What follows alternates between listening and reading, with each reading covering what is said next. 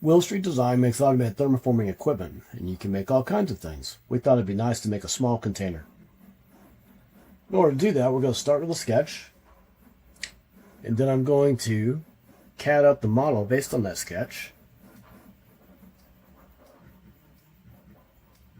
And then we're going to 3D print this part so that we can thermoform it. So we've taken the model, we've come over to a 3D printer, we're printing that part. Well, this is done in about 30 minutes, and I'll be able to put it on the thermoformer and make a part like this. We have 3D printed our part. You can see the locating features, and now we're going to thermoform this.